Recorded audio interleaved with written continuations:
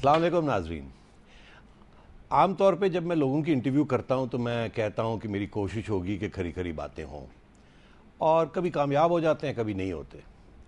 मगर आज मैं थोड़ा मोहतात हूं। मैं समझता हूं ज़्यादा खरी खरी बातें नहीं होनी चाहिए, क्योंकि मेरे मेहमान ऐसे हैं जिनको आदत ही है खरी खरी बातें करने की। तो आज मुझे कुछ करना ही नहीं पड़ेगा, बस सवाल पूछूंगा, आगे से वो छिक्के चौके लगाते जाएंगे और हम सुनते जाएंगे, और ना ही उन्हें किसी किस्म के तारुफ की ज़रूरत है। आपको मालूम होगा मैं किसकी बात कर रहा हूँ। आइए लॉ मिनिस्टर बाबर अवान साहब से गपशप लगाते हैं। अस्सलाम वालेकुम। वालेकुम सर। बाबर साहब, कैसे लॉ मिनिस्टर हैं आप? आपको 4-5-6 महीने हो गए लॉ मिनिस्टर बने जी। और वो लॉ मिनिस्ट्री में बंदा ही कोई नहीं टिकता। अटर्नी जनरल आते हैं, चले जाते हैं, डिप्टी अटर्नी जनरल आते हैं, कोई सैक हो जाता है, कोई रिजाइन हो जाता है। ये क्या हो रहा है? किस किस्म की लॉ मिनिस्ट्री चला रहे हैं आप? बिस्मिल्लाहिर्रहमानिर्रहीम, बहुत शुक्रिया, और आपके उसने ज़न का, उसने ख्याल का भी, उसने नज़र का भी बहुत शुक्रिया। अगर मिनिस्ट्री ना चलाई जाए ना तो स्टेटस को चलता है, मिनिस्ट्री चलाई जाए तो स्टेटस को के मुखालफीन रहते हैं, स्टेटस को के हामी भाग जाते हैं। भागने वाले स्टेटस को के हामी थे। तो किस किस्म का स्टेटस को चेंज करना चाह रहे हैं? स्टेटस को मैं ये चेंज करना चाह रहा हूँ कि प्रो पीपल लेजिस्लेशन हो, फॉरवर्ड लुकिंग हो मिनिस्ट्री, और उसके साथ साथ रूल ऑफ लॉ का मतलब आपके गले के साइज का कानून बना के आप पे लागू ना किया जाए। Rule of law means application of law to everybody. मगर खुद ही आप अपॉइंट करते हैं, फिर खुद ही वो भाग जाते हैं। कुछ लोग तो अस्पताल चले जाते हैं डर के मारे। मेरे अपॉइंट किए हुए नहीं थे। अच्छा। और मेरी चॉइस अभी तक कोई नहीं भागी।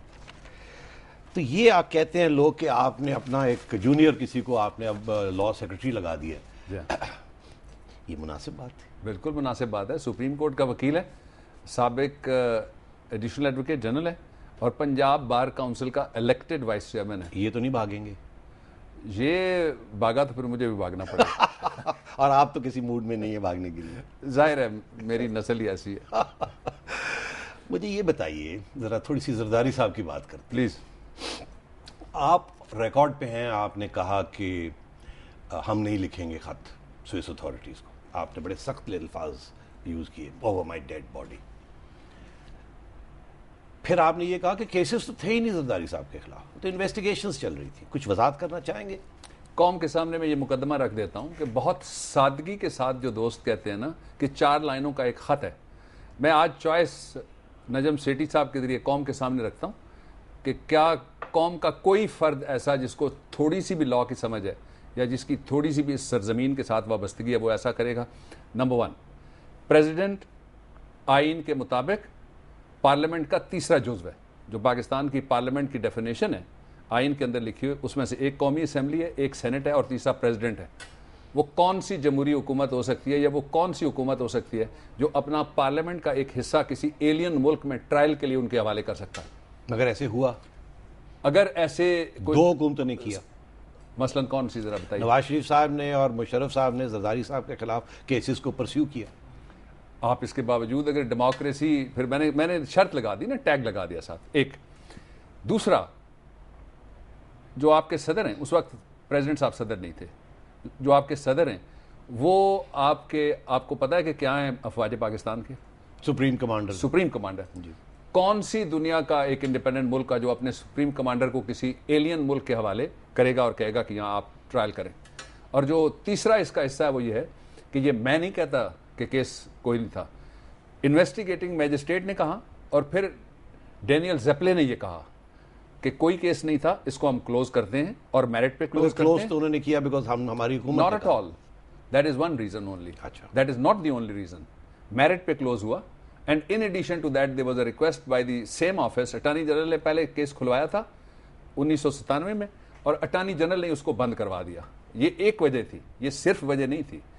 और उसके साथ उन्होंने 10 दिन दिए थे अपील के लिए, अपील का राइट दिया, और साथ फोरम बताया किस फोरम में आप अपील तो आप कह रहे हैं इन्वेस्टिगेशन हो रही थी, केसेस नहीं थे? केस तो फर्क क्या दोनों चीजों में फर्क यह है कि इन्वेस्टिगेशन के बाद बंदा बेगुनाह भी हो सकता है, इन्वेस्टिगेशन क्लोज भी हो सकती है, लेकिन केस का फिर ट्रायल होता है, इंडाइटमेंट होती है, उसके बाद आदमी बरी हो सकता है या आदमी कॉन्विक्ट हो सकता है। तो ये बताइए कि अगर सुप्रीम कोर्ट आपको कह रहा है कि आप खत लिख दीजिए, और आपकी ये पोजीशन है कि वहां खुल ही नहीं सकता, तो आप खत लिख देते। लोग यही कहते हैं भाई इतनी भी क्या बात हो गई, इतना आप क्या तो समझते लिख हैं दें। कि दुनिया का गवर्नेंस का निजाम नॉन सीरियस है, हमारे यहाँ की तरह फुटबॉल मैच लोग समझते हैं उसको? तो वो नहीं एक्सेप्ट कोई, और अगर वो एक्सेप्ट करते हैं तो फिर करने दें, आपकी तो पोजीशन यही है ना। ये मेरी पोजीशन नहीं है, ये तो वो इम्यूनिटी है। पाकिस्तान की रियासत की बात है। मैंने इम्यूनिटी का लफ्ज ही नहीं कहा, पाकिस्तान की रियासत भी। और आपको पता है कि आपके कितने लोग और दुनिया मांग रही है आपसे, तो इसका मतलब ये है कि अब आप नाम हमारी बेइज्जती हो जाएगी। कुछ नाम आप भी बताइए ना मुझे, कितने लोग दुनिया और भी आपसे मांग रही है? नहीं, मैं इसलिए कह रहा हूं कि पहले मार्कोस के खिलाफ फिलीपीन के डिक्टेटर थे, उनके खिलाफ केसेस हुए, अलियंदे के, ऑगस्टो पिनोशे के वो सारे डिक्टेटर थे ना। कोई इलेक्टेड प्रेसिडेंट जो जमहूरी निजाम का हिस्सा और जमहूरी तरीके से है, उसका भी नाम लीजिए ना, कि किसी को उठा के कोई दूसरे मुल्क के आप हवाले कर दिया गया। केसेस हुए थे उस वक्त, तो जब वो केसेस हुए थे तब भी इस मुल्क के अंदर एक तरह से और सूरत हाल थी। वो मैं 90 में वापस ने मुझे ले जाए। असली बात ये तो नहीं है कि आप इसलिए खत नहीं लिखना चाहते, हालांकि आपको पता है इस खत की कोई अहमियत वहां नहीं होगी। आप इसलिए नहीं खत लिखना चाहते क्योंकि आपका ख्याल है कि फिर ये सुप्रीम कोर्ट इस खत की नोयत कहेगा, क्योंकि आपने खत लिखा। इसका मतलब है आप खुद मानते हैं कि प्रेसिडेंट की इम्यूनिटी नहीं। मैं इस बहस में पड़े बगैर एक बात करना चाहता हूँ। पाकिस्तान एक सॉवरेंट मुल्क है और सॉवरेंटी को सरेंडर कोई भी ना करे, इसके बड़े खतरनाक नताइज निकलेंगे। ये बात कहीं से शुरू तो हो सकती है, लेकिन इसका अंजाम किसी को मालूम नहीं कि क्या होगा। आपकी जो इंतहाई अहम एसेट हैं उनसे मुतल्लिका लोग भी हैं, आपके फॉर्मर इंतहाई डेकोरेटेड ऑफिसर्स भी हैं जिनको दुनिया जिनका इंतजार कर रही है, वो मांगते भी रहते हैं। लेकिन अगर आपने ये दरवाज़ा खोला एक दफ़ा कि आप अपनी खुद स्टेट की सॉवरेंटी को आप खुद कुर्बान कर दें, तो फिर दुनिया आपको नहीं बचा सकती। नहीं, चले एक का नाम ले लीजिए, किसको दुनिया मांग रही है? आपको तीनों के नाम पता है। खिज़र खिज़र क्या बताए, खाक बताए, जब मछली पूछे कि दरिया कहाँ है? खौफज़दा हैं, हम नाम भी नहीं ले सकते। नहीं, मैं कंट्रोवर्सी नहीं छेड़ना चाहता। I am a futuristic person, but I have given the indication and everybody knows it. Zardari साहब के खिलाफ नवाज शरीफ साहब ने 2-3 और बातें कही हैं जी। वो कहते हैं कि जरदारी साहब ने गवर्नर्स रूल लगाया और उस वक्त हमारे तल्लुकात खराब हो गए इनसे। ये सही बात है। जरदारी साहब ने, नवाज शरीफ साहब की हम बड़ी इज्जत करते हैं। नवाज शरीफ साहब को, जिस प्रेसिडेंट जरदारी को मैं जानता हूँ ना, वो उनको बड़ा भाई कहते हैं। अब जो बड़े भाई का ये इल्ज़ाम है, इल्ज़ाम आपने पहला बताया कि जी हमने गवर्नर रूल लगाया, तो क्या नवाज शरीफ साहब बता सकते हैं सिंध में गवर्नर रूल जो ममनून हुसैन वाला था वो किसने लगाया था? उस वक्त सिंध में मेजॉरिटी पार्टी जो थी वो कौन सी थी? Two wrongs can not make right. Now the other side of the story, Punjab में गवर्नर रूल नहीं, पंजाब में किसी के पास अक्सरियत नहीं थी, मुस्लिम लीग नून समेत। हमने उनके लिए रास्ता हमवार किया। हमने आज़ाद लोग जो थे उनको कहा कि उस पार्टी के साथ जाओ। हमने उनके लिए दरवाजे खोले, हमने उनकी मदद की। उन्होंने ये तक भी ताने दिए कि आप क्यों नहीं छोड़ जाते। अब तो यहाँ के जो हमारे जजे आला हैं उन्होंने भी कहा कि सियासत तो बिल्कुल भी नहीं करते मेरे दोस्त। उन्होंने कहा कि आप गवर्नमेंट क्यों नहीं छोड़ देते। और नाराज़गी इस बात पे है कि एक मफरूर सिंध का, उसको आपने प्रोसिक्यूशन का इंचार्ज लगाया इस बात पे, और नाराज़ होकर ये भी कहा कि इस सारे के बावजूद we believe in harmony and we believe in respect of each other. इसलिए हम पिछली सियासत को दफना के आगे बढ़ रहे हैं और सदर साहब उनकी बहुत इज्जत करते हैं। और जहाँ तक इस बात का ताल्लुक है कि कोई हमारी तरफ से ज्यादती हुई, टेबल पे बैठ जाएं। और कई दफ़ा हम बैठे हैं, मैं जब भी बैठे हैं तकरीबन सारी दफ़ा ही मैं उस टेबल पे ज़रूर बैठा हूँ। वहाँ तो और तरह की गुफ्तगू। वो कहते हैं जी कि आपने डोगर कोर्ट से उन्हें डिस्क्वालीफाई करवा दिया। Not at all. Dogar court हो या कोई, कुछ लोग तो अब शरीफ कोर्ट्स भी कहते हैं, सारी हो जो भी कोर्ट्स हो, हमने कभी अदलिया या एक और जो बहुत आम इदारा है उसके सर पे हमने सियासत नहीं की। ये सियासत जो करते हैं सारी कौम जानती है वो कौन है।